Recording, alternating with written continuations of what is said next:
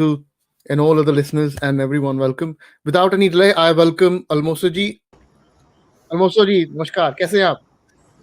जी बहुत बढ़िया हूँ मैं। Thank you, thank you. आपका धन्यवाद कि आपने मुझे ये मंच पे बुलाया, जो प्रथम मंच है हमारे अभिमानी तर्क शून्य और अविज्ञानी जिहादी एथिस्टों को जो पकड़ा है आपने 1-1.5 साल से। वो बस क्या Almoso जी, आप तो ऐसे मुझे शर्मिंदा कर रहे हैं। मैं ऐसी कोई बात नहीं है। वो पता लग गया था, तेरे पूत के पालने में पता लग जाते हैं, तो वो कुछ जल्दी ही पकड़े गए बेचारे। How are you doing today? आज आप you've been working, आज काम था कि आज डे ऑफ था? नहीं, काम तो चालू है। हाँ, और बहुत सारा काम चालू है, सब डिले है, तो कैचअप करने के प्रयास कर रहे हैं। बहुत सारी चीज़ें जो प्लान करी थी, टॉपिक्स, वो कंप्लीट करने की कोशिश कर रहे हैं। हाँ। तो कार्य तो चालू है। If I'm not wrong, तो आप फिलोसफी के प्रोफेसर या लेक्चरर हैं कुछ? जी। Very good. जी, प्रोफेसर मैं इसलिए नहीं लिखता हूँ कि प्रोफेसर एक तरह का ऑफिशियल पोजीशन होता है ना इंडिया में, तो उसके लिए हमें कुछ 8-10 वर्ष भी टाइमिंग भी होता है उसमें, फिर कुछ पब्लिकेशंस होते हैं। अब तो ऑफिशियल अगर आपको गवर्नमेंट इंस्टीट्यूशंस में अगर आपको अपॉइंट होना है, तो आपको डॉक्टरेट भी कंपलसरी कर दिया है। यह वर्ष से ही शुरू हुआ है वो भी। तो इसलिए प्रोफेसर जो होते हैं, फिर उसमें हम तो असिस्टेंट से हम शुरू करते हैं। असिस्टेंट होता है, फिर एसोसिएट बनते हैं, फिर प्रोफेसर बनते हैं। तो इन जनरल प्रोफेसर कह सकते हैं, पर हम असिस्टेंट प्रोफेसर ही रह चुके हैं थोड़े समय के लिए। तो भारत में जो आप फिलोसफी पढ़ाते हैं, तो क्या philosophy of any type, like any world philosophy हो, मेनली एनी इंडियन हो, वेस्टर्न हो, एनी फिलोसफी? जी, अभी तो जैसा हमें ज़्यादा समय नहीं हुआ ना शुरू करके पढ़ाने के लिए, कुछ वर्ष ही हुए, 2-3-4 वर्ष हुए हैं। तो जो सब्जेक्ट हमें बताया जाता है वो हम लेते हैं। फिलॉसफी के छात्र बहुत कम होते हैं भारत में। हमारे बैच में ही, हमारा बैच तो एक अनयूजुअल बैच था। हमने जब मास्टर्स किया था तो 40 स्टूडेंट्स एडमिशन ज़रूर लेते हैं। उसमें से बहुत सारे लाइब्रेरी को एक्सेस चाहते हैं, क्योंकि वो यूपीएससी की या गवर्नमेंट सर्विसेज की तैयारी करते होते हैं। तो फिलॉसफी एक इजी जरिया होता है आने का, यूनिवर्सिटी का कार्ड लेने का, उसमें एक्सेस पाने का। 40-50 सीटें होती है, तो उसमें एडमिशन होता है। फिर उसके बाद हमारे पिछले बैच में थे 4-5 बच्चे एक्टिव, जो आखिरी तक बचते हैं। हमारे बैच में लगभग 20-25 बच्चे थे ऑफ कोर्स, पर यूजुअली कम ही होते हैं बच्चे, 5, 10, 15, इससे ज्यादा नहीं निकल पाते हैं। क्योंकि फिलोसफी में कोई, I don't think so India में कोई इतनी खास जॉब अपॉर्चुनिटीज हैं। It's kind of a hobby, it's interest की बात है। जी, ऐसा है जरूर, क्योंकि ऑप्शंस लिमिटेड हैं कि आप या तो रिसर्चर बन सकते हैं या आप टीचिंग कर सकते हैं। पर मैं भी इस तरह से ही सोचता था, पर ये बात नहीं है कि वर्क कम है, वर्क है काफी सारा। थोड़ा अनऑर्गेनाइज्ड है मे बी, या इंफॉर्मेशन इतनी पता नहीं होती, पर वर्क है। सब्जेक्ट जो एथिक्स होता है आजकल, देखिए लॉजिक तो हर कोई अब पढ़ा रहा है। इंजीनियरिंग कॉलेज में, आईआईटीज में भी लॉजिक पढ़ाया जाता है, लॉ कॉलेजेस में पढ़ाया जाता है। एथिक्स तो कंपलसरी है ऑलमोस्ट हर जगह, मेडिकल फील्ड में, इंजीनियरिंग कॉलेजेस में, लॉ कॉलेजेस में हमने ही पढ़ाया है। अलग अलग तरह के विद्यार्थियों को हमने पढ़ाया है। तो ये 2 सब्जेक्ट है जो हमारी रोटी चालू रखते हैं एक तरह से, एथिक्स और लॉजिक। और अदरवाइज इंडियन फिलॉसफी भी मुझे लग रहा है धीरे धीरे और आएगा, पकड़ेगा। Indian philosophy, sociology, social philosophy जो होता है हमारा, सोशल साइंसेस, और बहुत सारे ऐसे सब्जेक्ट्स है जिससे थोड़ा सा इंटरेस्ट कम हुआ था, पर मे बी अब वो प्रॉब्ली पिकअप करेगा वापस से, मुझे ऐसा लगता है विद टाइम। मैंने भी स्वामी सर्वप्रियानंदा जी को पहली बार आईआईटी कानपुर के लेक्चर में सुना था जी। दैट वाज क्वाइट इंप्रेसिंग कि जैसे आईआईटी जैसे इंस्टीट्यूट में ऐसी फिलॉसफी वेदांत को पढ़ाना, so that was a very good step, क्योंकि it helps you in life, in जैसे आप कह सकते हैं कि जिंदगी में कई ऐसी समय आता है कि it helps you to think, और जैसे कह सकते हैं कि एक स्टेप बैक लेना इन द सिचुएशन से। जी। तो आप आप आजकल आपका फोकस स्टडीज कुछ आजकल आप क्या पढ़ रहे हैं, आपका आजकल क्या चल रहा है, प्लीज बताएं। जी। मैं भी देखिए बहुत सारे सब्जेक्ट्स पढ़ता हूँ। मेरा जो प्राथमिक विषय है जिसमें मैंने अपना रिसर्च किया है, एमफिल किया है मैंने। एमफिल डिग्री भी अब कैंसिल कर दी गई इंडिया में, इन द सेंस कि उसे अब कंटिन्यू नहीं किया गया है जब से ये पीएचडी कंपलसरी हुआ है। MPhil is masters in philosophy. फिर आप जो भी सब्जेक्ट्स में करें, फिलोसफी जैसा आपने सही कहा कि एकदम बेसिक सब्जेक्ट है। उसका जो डेफिनेशन सिंपल होता है वो होता है लव ऑफ विजडम, या भारतीय हम भाषा में कहें तो उसे तत्व ज्ञान कहते हैं। हम्म। तत्व ज्ञान तो जो उसके बेसिस होता है, उसका नींव होता है, उसका हम क्या कहते हैं स्ट्रक्चरल एस्पेक्ट जो होता है, जो उसके बेस में होता है वो पढ़ता है। इसलिए हमारा पीएचडी का भी फुल फॉर्म यही होता है। देखिए, डॉक्टरेट इन फिलोसफी। ये यहाँ पे फिलोसफी सब्जेक्ट को नहीं रेफर कर रहा, स्पेशलिटी को नहीं रेफर कर रहा, पर यह बताता है कि जो वो सब्जेक्ट है। इसलिए हम पीएचडी तो इंग्लिश में भी करते हैं, मैथमेटिक्स में भी कर सकते हैं, फिजिक्स में भी कर सकते हैं, बायोलॉजी, जो what have you, any subject. उसके जब आप मूल्यों को पढ़ ले, लॉ में हो गया पीएचडी, जो ये सब्जेक्ट आपका है उसमें कर सकते हैं ना। सोशल साइंस हो गया, तो उसके जब आप मूल्यों को पढ़ ले, उसके तत्व को पढ़, आप उसको उसका स्ट्रक्चर आपको समझने आने लग जाए कि आप अपना ही उसमें थ्योरी खुद क्रिएट करने लग जाए। जैसे म्यूजिक के बेसिक्स, आप म्यूजिक में आप पीएचडी कर सकते हैं ना, यस थियोरेटिकल उसका एक स्ट्रक्चर होता है फिलोसॉफिकल। तो पीएचडी वो होता है। तो मैंने एमफिल जो किया है वो एग्जिस्टेंशियलिज्म में किया है, अस्तित्ववाद कहते हैं उसे। हम्म। एग्जिस्टेंशियलिज्म जो फ्रेडरिक नीचे हैं, सोरेन किर्केगार्ड आते हैं वो ट्रेडिशन में, फिर अल्बर्ट कामू आते हैं, और मैंने जो पढ़ा है वो जॉन पॉल सार्त्र करके है, फ्रेंच फिलोसोफर है। तो वही अभी मैं पीएचडी का भी मैं रेडी हो रहा हूँ, पीएचडी के लिए टॉपिक अपना प्रपोजल बना रहा हूँ। तो वही ट्रेडिशन में और एक आगे आते हैं मॉरिस मर्लो पॉन्टी, वह भी एग्जिस्टेंशियलिज्म के फिलोसोफर है। वह, आपने डेकार्ट्स का स्टेटमेंट तो सुना होगा कि आई थिंक देयरफॉर आई एम, है ना, यस ये तो यस फेमस है। ये डेकार्ट को भी एक तरह का एग्जिस्टेंशियलिस्ट बोलते हैं, क्योंकि उन्होंने कंक्लूड किया था, पर उन्होंने एग्जिस्टेंस को भी पहले रखा था कि एग्जिस्ट तो होना आपको पड़ेगा। तो अस्तित्ववाद जो है वो क्या करता है, आई थिंक को बाद में करके आई एम को पहले करता है। यस क्योंकि आपका होना जरूरी है ना, बीइंग पहले आता है, फिर थिंकिंग आता है। थिंकिंग होने से, अगर मैं कहूँ कि नहीं, आपने मुझे कहा कि फिलोसफी इज उसमें ऑप्शंस नहीं है ना। ये अगर मैं कहूँ आई डोंट थिंक सो, ये तो इसका ये मतलब थोड़ी कि मैं एग्जिस्ट करना बंद कर दूंगा। Yes yes the reason I said it, क्योंकि जैसे हमारे भारत में तो आपको पता है मटेरियलिस्टिक लोग होते हैं ज्यादा, जी सो जी दे जी choose for like anything, they जो कुछ करें तो उसकी आउटपुट मतलब जॉब, इंजीनियरिंग, जी आईटी, जी जी। Something like this. नहीं, मैं आपको एनोलॉजी दे रहा हूँ कि हाँ, I think therefore I am जो कहता है ना कि मैं सोच रहा हूं तो मैं हूं, पर इसका ये मतलब नहीं कि मैं सोचना बंद कर दूंगा तो मैं नहीं होऊंगा। तो दैट्स मैं मेरा सब्जेक्ट ट्रू। का आपको स्पेशलिटी बता रहा हूँ कि Yeah. I am therefore I think. This is absolutely Vedant. This is जी what's called जी। तो Vedant, कि I exist, हाँ। so everything can come after me. जी तो जी आजकल जी आप कुछ स्पेशल कुछ पढ़ रहे हैं, कोई बुक्स वगैरह, या कोई कोई दर्शन आपने पढ़ रहे हैं आजकल जो शेयर करना चाहें? जी। अभी तो मैं जैसा बताया आपको, मॉरिस मॉर्लो पॉन्टी ही मैं पढ़ रहा हूँ। उसमें वह अलग अलग स्ट्रक्चर्स की बात करते हैं। वह अभी काफी दिन हो गए, मैंने उस पर ज्यादा रिफ्रेश नहीं किया अपने आप को। पर मैं Okay. हिस्ट्री पढ़ रहा हूँ, थोड़ी इस्लामिक हिस्ट्री मैं पढ़ने का प्रयास कर रहा हूँ अभी, थोड़े वीडियोस बनाने के लिए। उसका थियोलॉजी मैं समझने की कोशिश कर रहा हूँ एकेडमिक पॉइंट ऑफ व्यू से, कि क्योंकि हमारे जैसा भारतीय दर्शनों में ये भी कहा जाता है कि हमारी थियोलॉजी नहीं है।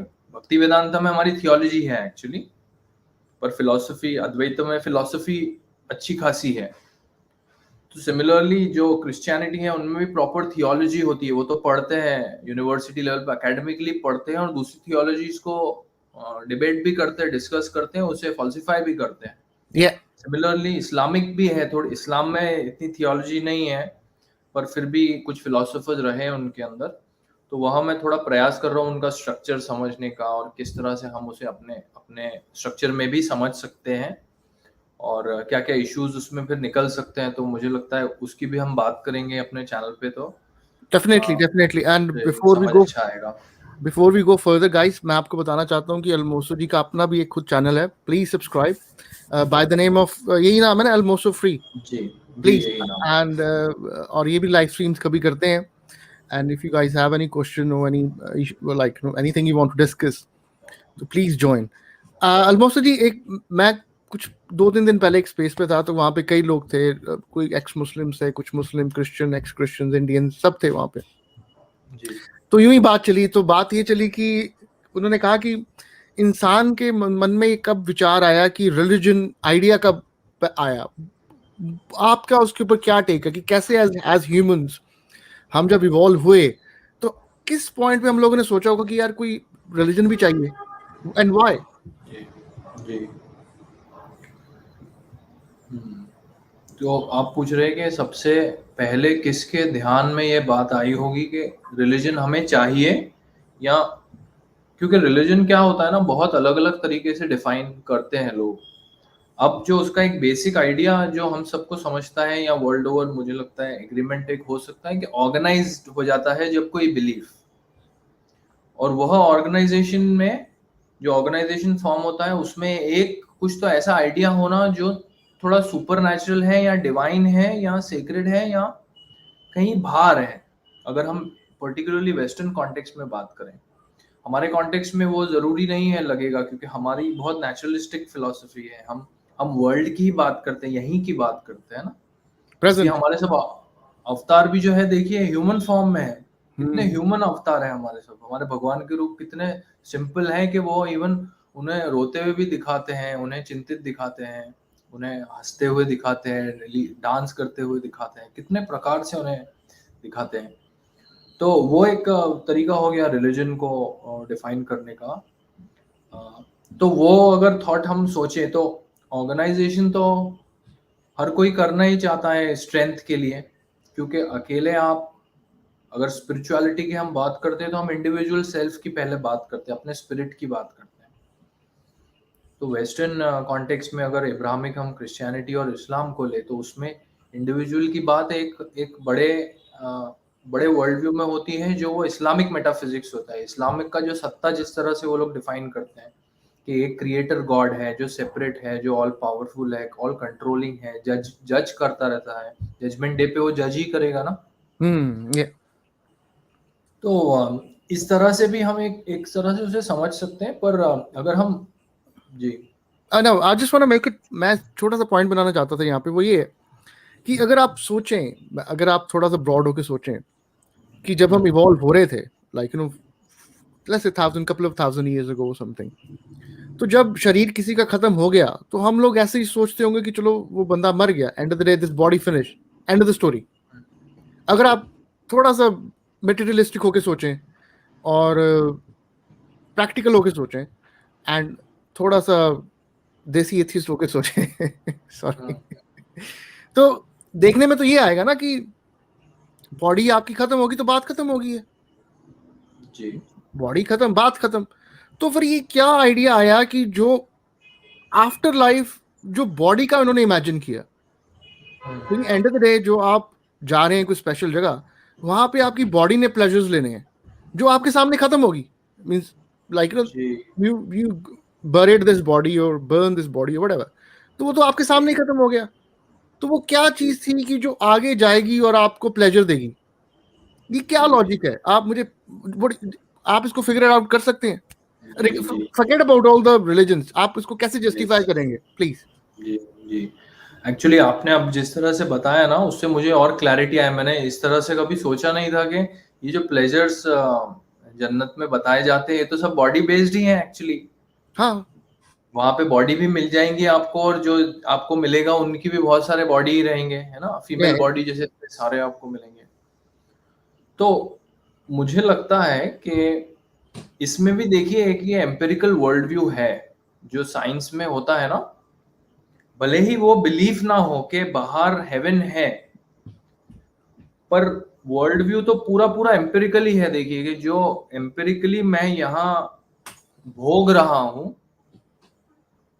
वही ही फाइनल है, और जो कॉन्शियसनेस को पूरा मैटर पे निर्भर कर देते हैं, है ना? बहुत से साइंटिस्ट मेरे ख्याल से अब वो उस दिशा में आगे भी बढ़ गए हैं कि कंक्लूड कर दिया है।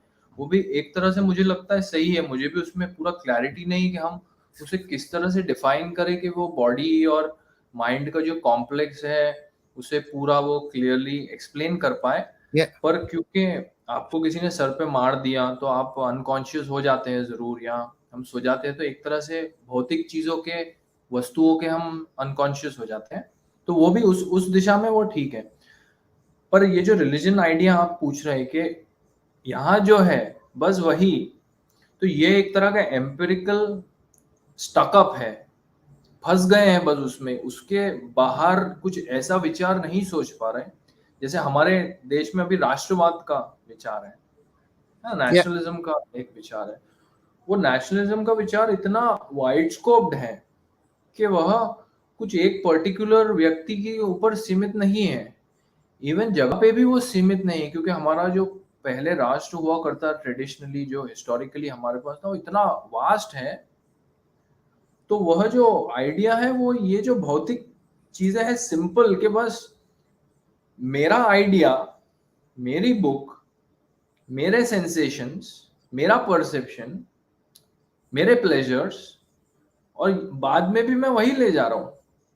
और आप देख रहे हैं कि आपकी बॉडी यहीं पे है, वो बॉडी खत्म है। और हाँ, फिर भी उसमें भी कितना कंफ्यूजन है कि वो जन्नत देखिए, जब तक पूरे मरेंगे नहीं, जजमेंट डे होगा नहीं, है ना? जब तक एक एक व्यक्ति नहीं जाएगा, जजमेंट डे होगा नहीं, क्योंकि अभी भी लाइन में लोग बचे हैं। तो अभी जितने भी चले गए ऑलरेडी, जो उनके मेन फाउंडर्स भी हैं, वो अभी भी लाइन में कहीं लगे हैं, पता नहीं क्या, कहाँ है वो, कोई लिम्बो में है वो। लाइन में आप कौन लगा है? बॉडी के? उनकी रूह मेरे ख्याल से लगी है, उनकी रूह कहीं तो लाइन में। अगर आप डेफिनेशन ऑफ कॉन्शियस अगर रूह की देखें तो वो तो कुछ भोगती नहीं ना, उसका तो कोई, वो तो सिर्फ just a witness in your body, because of your conscious, that's why you witness your body. तो रूह ने, आत्मा या कॉन्शियसनेस ने क्या, उसने, उसका तो कोई भोग ही नहीं है जी। तो वो भोगना तो जन्नत में ही है। अभी जन्नत का इंफ्रास्ट्रक्चर देखिए रेडी है कि नहीं पता नहीं, उसका कोई लेटर हमें आरटीआई डालना पड़ेगा देखने के लिए कि जन्नत का इंफ्रास्ट्रक्चर, क्योंकि कितने मरेंगे, कितने वहां जाएंगे, और फिर 130-20 फीट की वहां पूरे हैं, तो हम भी उतने बड़े हो जाएंगे शरीर से, है ना? आपकी इच्छा के अनुसार आप बड़े छोटे हो सकते हैं। तो इतना बड़ा इंफ्रास्ट्रक्चर पता नहीं कहाँ रेडी है, और अल्लाह ने कैसा उसे जान लिया। पर अल्लाह ऑल नोइंग है ऑफ कोर्स, तो वो सब जानता है, आप वो समझ नहीं सकते। I understand, like, you know, for if somebody want to believe it, so believe it, we can't help it anyway. So मेरे कहने का, मैं थोड़ा सा वापस आता हूँ फ्रेज पे। मैं ये सोच रहा था कि जैसे कि जब इंसान, अब तो नहीं मर रहे यार, शुरू से जब से सृष्टि है तब से लोग मर रहे हैं, और जब हम आदि मानव थे, तो जब हम इवॉल्व नहीं हुए थे एज सिविलाइज, तो हम लोग सोचते होंगे कि मर गया, बॉडी फिनिश। हमें सबसे पहले, जहां तक मुझे लगता है, कि आत्मन या चेतना का ज्ञान होना चाहिए था, तब ये कहानी बनती है बाद में कि शरीर तो चले गया, पर आपकी जो आत्मा या चेतना है, ठीक है ना? अगर आप देखिए, आफ्टर डेथ, आफ्टर लाइफ, मतलब after death, everybody have a story after life, even atheist have, right? क्योंकि मैंने एक एथियस्ट को पूछा, मैंने कहा जी मरने के बाद क्या होता है? वो कहता कुछ नहीं होता। मैं कहा कुछ नहीं होता भी एक एक्सपीरियंस है, तूने कभी किया? कहता नहीं किया। फिर मैं कहा तुझे नहीं पता ना, मतलब मरने के बाद क्या होता है, या तो तू मर के वापस आया हो। Means everybody have life after that story, and sometimes it confuse me, probably to others also, like, चलो ठीक है, वो like, they have idea or something in Christianity also, like, you're gonna die, and then they bury you, and then on the, do they Christianity have a judgment day? उनका होता है कोई judgment day कि उनका अलग है? जी बिल्कुल बिल्कुल बिल्कुल। वो तो Jesus Christ, he will rise on the judgment day ना, सेकंड कमिंग, थर्ड कमिंग और व्हाटएवर। अच्छा, वो एक रैप्टर होता है, वो क्या होता है रैप्टर? मुझे कोई लोग कह रहे थे रैप्चर और समथिंग, वो लोग उड़ने लग जाएंगे। मुझे नहीं प्रॉब्ली याद आ रहा कुछ इस तरह मे का। बी होगा, कोई सेक्ट का सिस्टम होगा, वो कहते हैं कि उस दिन लोग उड़ने लग जाएंगे, जजमेंट डे जिस दिन होगा। अच्छा हाँ, वो मैंने बहुत सारे उसका आर्ट देखा है, उसमें ऐसा ही दिखाते हैं, सोल है ना, क्योंकि सब सोल वहां जमा होंगे, फिर उनके खाते निकलेंगे, सब डेबिट क्रेडिट वाले भाई खाते होते ना हमारे गवर्नमेंट ऑफिस में, देखा होगा आपने। फिर वो सब का अल्लाह अकेला बैठ के सबका हिसाब लेगा, इतने सारों का, और उसके कितने साल लगेंगे आप सोच लीजिए। I तो वो think there सब is होगा। one message for you, sir. Uh, Bhai is my go-to ma'am to gain knowledge about Indic philosophy and ST. Wish you both good health and success and keep it up. Do you understand what you're trying to say? जी जी, वो बोल रहे हैं कि go to man to gain knowledge about Indic philosophy and Sanatana Dharma, I think SD. Wish you both good health and success in your endeavors. Keep it up.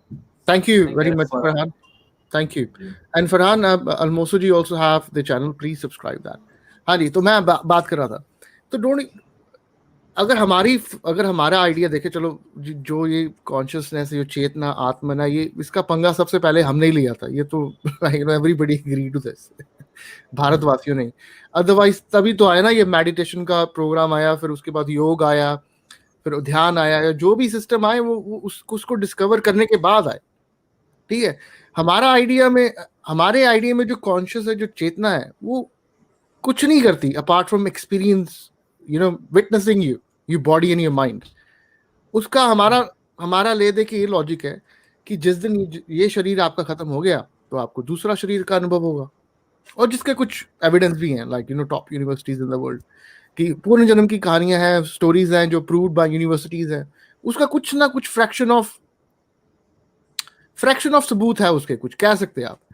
तो ये बात आप तक अलमोसो जी, आपको ये कैसे, how do you tackle this, like let's say अगर मान लें कि वो पुस्तक सच है and they are absolutely right, तो उसके हिसाब से मानने वाला जा रहा है हेवन, ना मानने वाला जा रहा है हेल। तो अगर एक भी वापस आ रहा है, so how do you justify that? वापस आ रहा है कैसा, मैं मतलब समझा नहीं आपकी अगर बात। अगर आपके पास रीइंकार्नेशन के प्रूफ्स हैं, हम्म एक भी हो, वैसे university of Virginia claim 3000 cases, एक भी हो बंदा, so how would you justify that? जी जी, तो मैं क्या करता हूँ ना, क्योंकि कॉन्शियसनेस ऐसा विषय है जो मैं भी उस पे और कॉन्टेम्पलेशन कर रहा हूँ अभी भी। तो हम एक तरह का संवाद करते हैं, फिर देखते हैं उसमें हमारी बात कहाँ आगे बढ़ती है। मुझे जो है, तो आपने जैसा कहा कि डेथ के बाद दूसरे शरीर में या दूसरी बॉडी में वो कॉन्शियसनेस होती है, पर मैं उसे इस तरह से थोड़ा देखूं, अगर एक पर्सपेक्टिव जो मुझे अभी ध्यान में पड़ रहा है वो है कि जो बॉडी भी हम एक्सपीरियंस कर रहे हैं, आपने कहा कि जैसे कॉन्शियसनेस विटनेस होता है, विटनेस जो होता है अनमूविंग होता है ना, जैसा पुरुष है, और प्रकृति में भी कहते हैं कि पुरुष एकदम स्थिर है, स्थित प्राज्ञा भी जो हम गीता में आता है, वहां पे ऑफ कोर्स थोड़ा सा डिफरेंट कॉन्टेक्स्ट आता होगा। जो स्थिर है, जो एक तरह का स्पेक्टेटर है, कहीं स्टेज पे डांस चल रहा है, तो जो डांस हो रहा है वो प्रकृति है, वो प्रकृति जो बैठ के देख रहा है, स्पेक्टेटर कुछ एक्टिविटी नहीं कर रहा, सिर्फ उसके देखने से, उसके विटनेस करने से ही वहां पे डांस हो रहा है, क्योंकि वो डांस उसके लिए ही हो रहा है, उसके वहां पे ये कॉन्टेक्स्ट में उसके मनोरंजन के लिए हो रहा है, एनालॉजी जो हमने ली। पर वर्ल्ड के कॉन्टेक्स्ट में जो पूरा प्ले है प्रकृति का, जितना भी कलर्स हम देख रहे हैं, जितनी भी चेंजेस हम देख रहे हैं, स्पेसेस हम देख रहे हैं, चेंज इन फॉर्म देख रहे हैं, नाम के चेंज देख रहे हैं, चीजें टूट रही हैं, बन रही हैं। अब साइंटिफिकली इसमें से कोई चीज एनर्जी वाइज तो कुछ चीज में चेंज नहीं हो सकता। अब मुझे पता नहीं मैक्रो लेवल पे अभी वो भी चेंज हो गया हो कि एनर्जी क्रिएट हो रही है, अभी तक के वो ही है शायद, energy neither created not destroyed. तो कॉन्शियसनेस भी अगर ये सब जो है इसके भीतर ही है, हम एक अल्टीमेट रियलिटी की बात करने की कोशिश कर रहे हैं ना, हम यहाँ उसे कॉन्शियसनेस कहते हैं हमारे संदर्भ में। पर अगर हम ये टोटल रियलिटी की बात करें, ब्रह्मन की बात करें टोटल, तो वो जो ब्रह्मन है वो पूरा कंप्लीट है ये सब चीजों के साथ। तो ये जो शरीर के चेंजेस हैं, बॉडी का बनना या टूट जाना, तो एक पॉट है, पॉट में स्पेस है, तो वो पॉट ने स्पेस होल्ड कर रखा है, उस समय वो पॉट टूट भी गया तो स्पेस में कोई चेंज नहीं आएगा।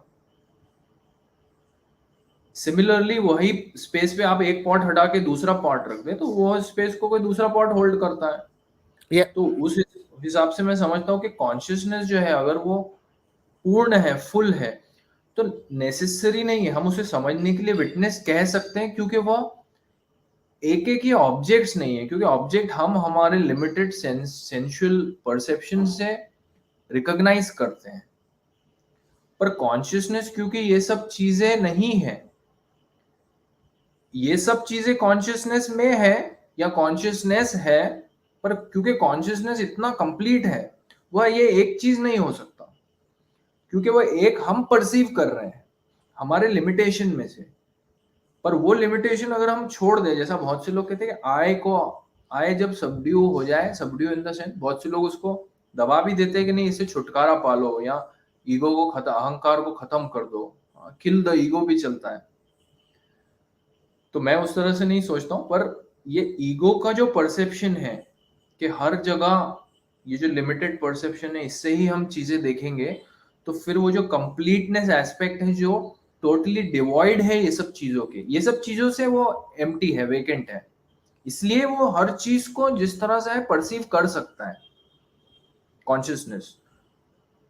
तो फिर ये जो बॉडी डेड होना और बॉडी आना, ये भी उसके उसके अंतर्गत ही हो रहा है। कॉन्शियसनेस तो कुछ लिमिटेड चीज नहीं है ना कि बॉडी वापस है, हो सकता है वो जो थॉट है, क्योंकि थॉट्स में भी एनर्जी होती है, हमारे शरीर का कितना ज्यादा से ज्यादा परसेंट एनर्जी थॉट्स में ही चले जाता है ना।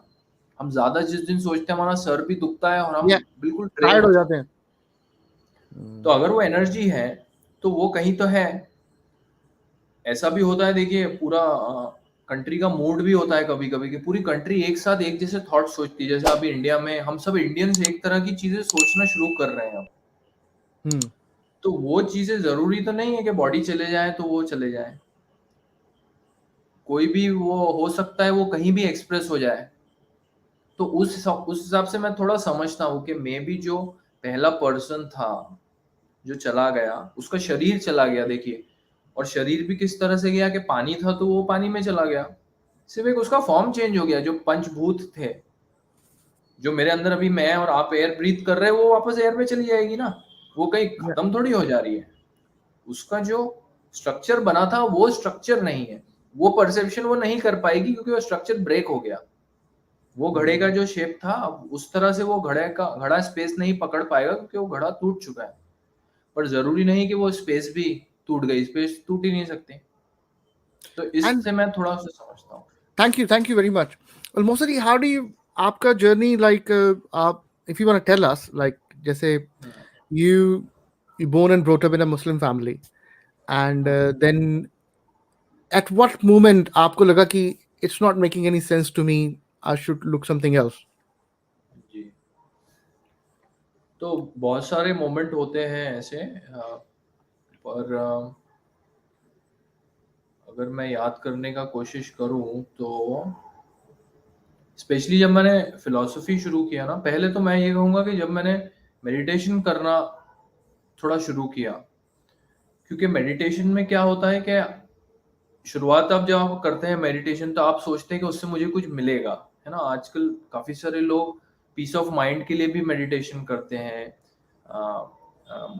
थॉट से, क्योंकि उनके थॉट्स इतने उन्हें ट्रबलिंग हो जाते हैं, तो उससे छुटकारा पाने के लिए भी मेडिटेशन करते हैं, थोड़ा फ्री टाइम निकालने के लिए, क्योंकि उनसे उनको बहुत बेनिफिट होते हैं और प्रोडक्टिविटी बढ़ जाती है, इसलिए भी करते हैं। उस तरह से हमने भी शुरू किया, अलग अलग प्रैक्टिसेस हमने ट्राई की, पर उसमें धीरे धीरे जो जो आपका मेंटल स्टेट है वो इतना एक तरह से क्लीन होने लगता है। आप अपने आप को, जो आपने विटनेस शब्द यूज किया, आप अपने आप को पहले विटनेस करने लग जाते हैं कि मेरे अंदर क्या चल रहा है। जब आप बैठते हैं एक जगह, शुरुआत में तो आप एक टाइम बना के बैठते हैं कि मैं इस तरह से बैठूं, सुखासन में बैठूं, पद्मासन में बैठूं, वगैरह वगैरह, म्यूजिक चला दूं, कुछ थोड़ा सा इंसेंस लगा दूं, अच्छी लाइट कर दूं, अपने आप को एक तरह का ट्रांस में डाल दूं। वो भी करते हैं बहुत से लोग, क्योंकि म्यूजिक ये सब चीजों में एक पावर होता है जो आपको सुरूर दे देती है, एक तरह का ना, एक Yeah. तरह का नशा होता है वो लाइट।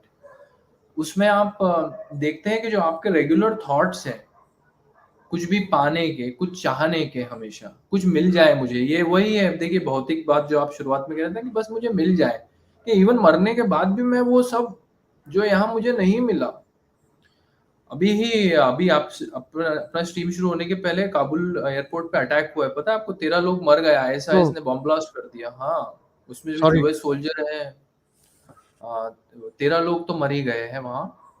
sorry to hear हाँ, that. जी, बिल्कुल जस्ट फ्रेश न्यूज आई थी वो। तो देखिए, सुसाइड बॉम्बर्स ने वेस्ट पहन के कर दिया।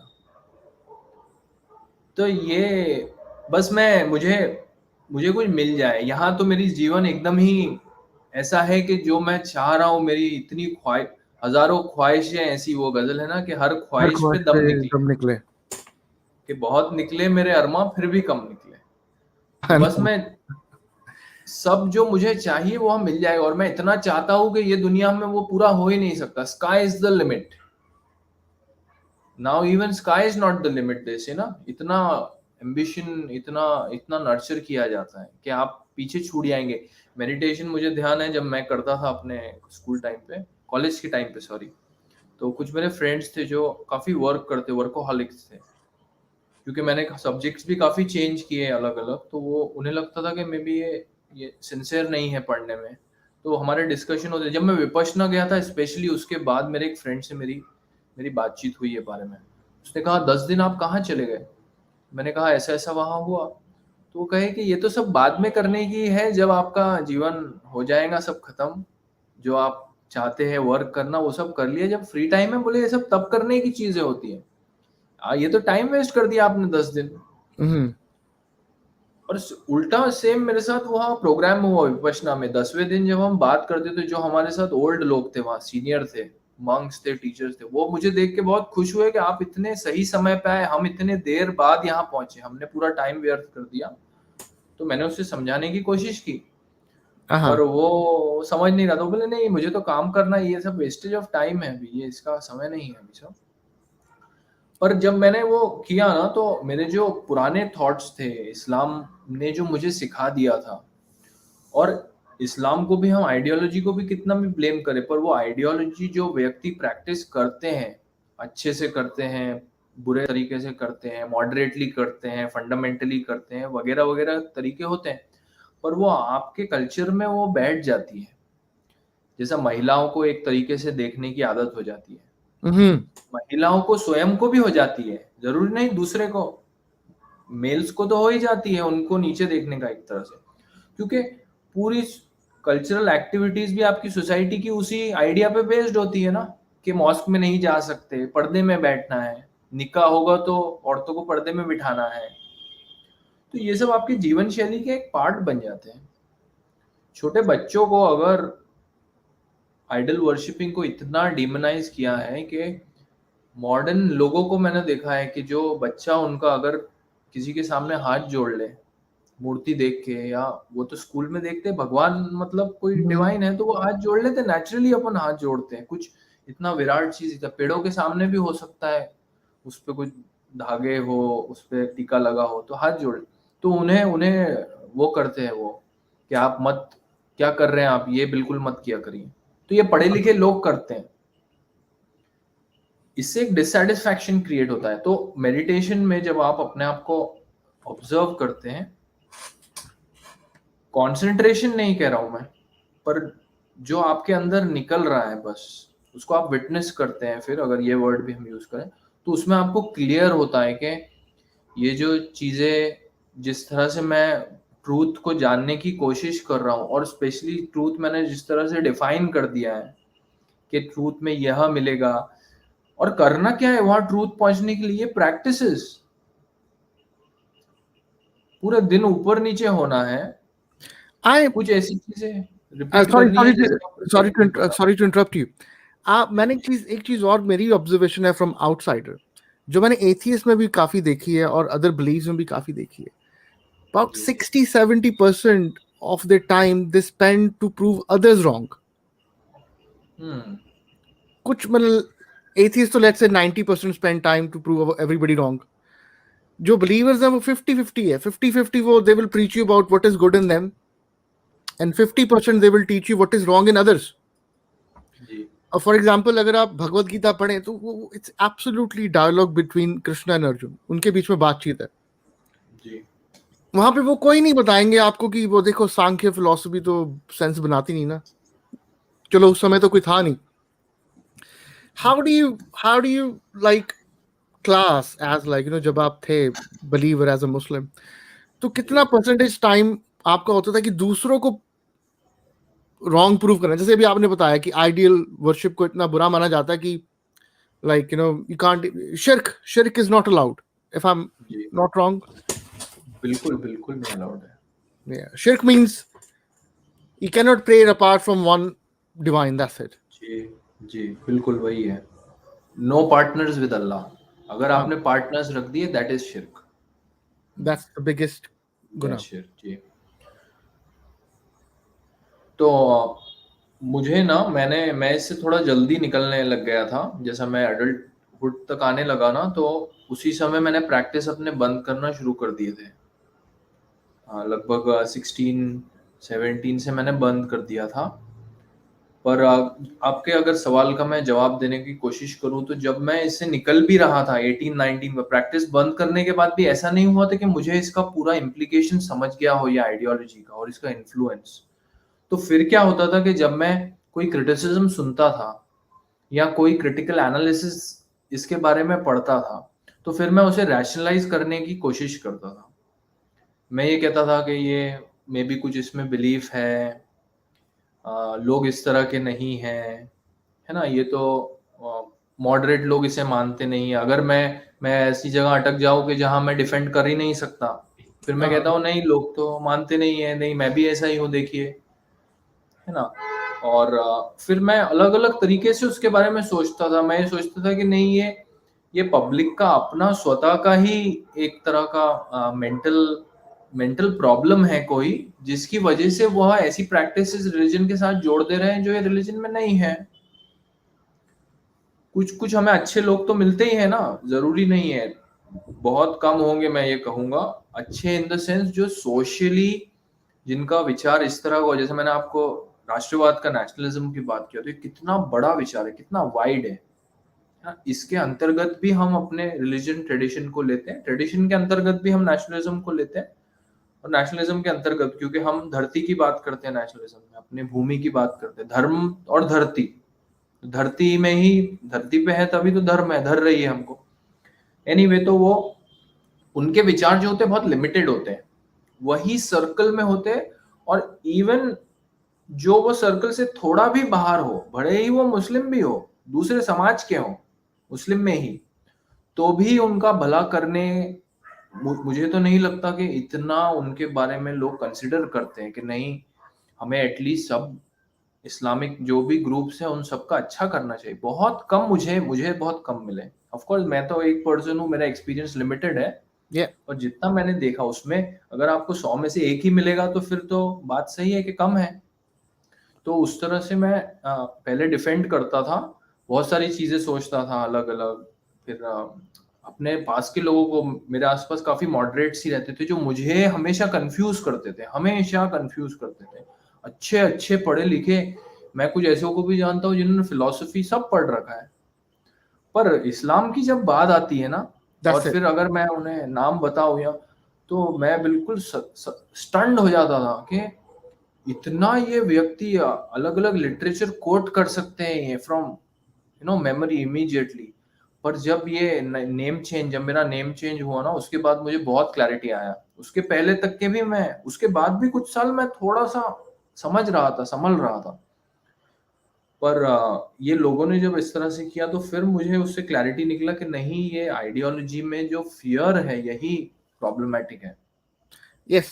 One more last question, then we will take people to call or if they want to join and anything.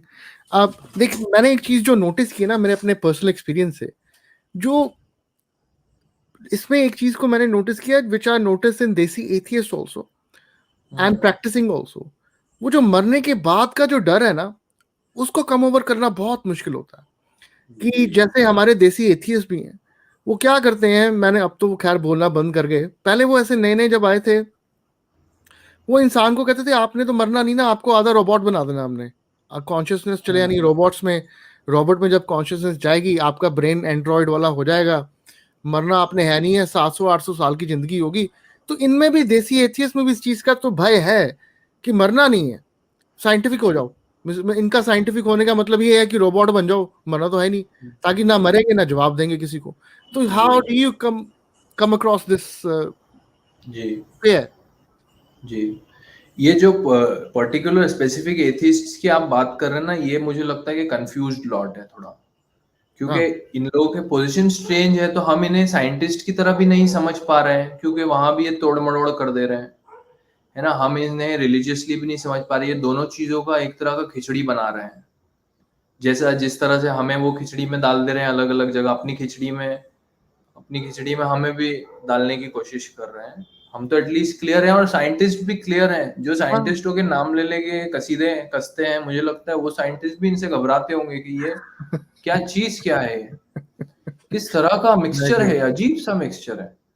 या और इतना क्लैरिटी ये सब आप लोगों ने जब इन्हें पिन किया तभी निकल के आ रहा है, नहीं तो इस्लाम क्योंकि इतना ग्रोस है कि आप उसे कोई भी क्रिटिसाइज कर सकता है, कुछ है तो नहीं है उसमें। बस आप डर को काबू कर ले थोड़ा, तो फिर उसमें देखने के लिए बहुत सारे कॉन्ट्रडिक्शंस हैं। तो जैसा आपने पहले भी कहा कि अपनी अपनी बात को सिद्ध करना, हमेशा सत्य बताना कि मैं जो कह रहा हूं वह सही है, तो ये वापस वो सेल्फिशनेस पे आ जा रहा है। थॉट जो है वो सबको, भले ये कह रहे हैं कि हम ह्यूमन राइट्स कर रहे हैं, आइडियलिस्टिक हो गए बहुत। अपने थॉट, अपने आइडिया को उन्होंने सबके लिए आइडियल बना दिया है। हाँ और है ना, वही किया उन्होंने, उठाया अपनी बात को। अपने जो जो एक इस्लामिस्ट करता है कि मेरी जो शारीरिक इच्छाएं हैं, ग्रोस से ग्रोसेस्ट, वो मुझे अल्लाह की जो सबसे पावन पवित्र जगह है वहां भी वही मिले। This is what I am saying. आप how do you get over it? आपने कैसे गेट ओवर किया इस चीज से? जी, अब उसका जवाब मेरे पास भी क्लियरली क्या मैं कहूँ कि मैं कैसा निकल गया उससे। मुझे लगता है कि सनातन और इंडिक फिलॉसफीज जो है ना, क्योंकि हमारे यहाँ भले ही हम नास्तिक दर्शनों की बात करें, बुद्धिज्म की बात करें, जैनिज्म की बात करें, पर सेल्फ को कभी भी वो बाहर नहीं छोड़ते हैं। हमेशा वो कॉन्शियसनेस का एस्पेक्ट होता है, और एक रिनंसिएशन का, त्याग तपस का एस्पेक्ट हमेशा होता है कि आपको आपकी इच्छाओं को समझना है। ऐसा नहीं है कि उन्हें दबा देना है। वो भी आता होगा कहीं कि अगर आपकी इच्छाएं बेकाबू आपसे हो रही है, पर आपको एटलीस्ट उनमें अपने आप को नहीं देखना है कि मैं ही सही हूं। बस मुझे कुछ खाना है तो बस मैं जब तक नहीं खाऊंगा। आजकल का ट्रेडिशन भी थोड़ा इस तरह का है कि कुछ भी क्या बोलते हैं, स्ट्रेस हुआ तो शॉपिंग को चले गए, है ना, या आइसक्रीम, है ना। वो भी उनके पास रिसर्च भी है कि वो बहुत अच्छा करता है, बाद में वो कैलोरीज देता है, शुगर देता है, वो दूसरी बात होगी। 100 तरह की बीमारियां आ जाती है, वो दूसरी बात होगी, पर उस समय स्ट्रेस आपका चला। तो खत्म। मैं तो वो मैं मुझे लगता है इंडिक फिलॉसफी के चिंतन से मुझे मुझे उससे काफी, हाँ, मुझे उससे उससे एक एक मुझे फॉल बैक के लिए कुछ था। असल में जब मेरा जो पुराना आई था, सेल्फ था, वो जब ब्रेक होने लगा, तो फिर जब वो आई ब्रेक होता है, क्योंकि हमारी बात इसलिए हम सच भी करने लगते हैं क्योंकि हमारी उसमें छवि बन जाती है कि मैं सही हूँ। अगर मैं गलत कह दूं, जैसा इस्लामिस्ट एग्री नहीं करते हमारी बातों से, क्योंकि उनकी या पूरी जिंदगी उससे फेल हो जाएगी एक तरह से ना। इतने वर्षों की प्रैक्टिस, वो 20-30 साल बेकार हो जाएंगे, हमारी बात उन्होंने मान ली तो आए उनका पूरा ब्रेक हो जाएगा।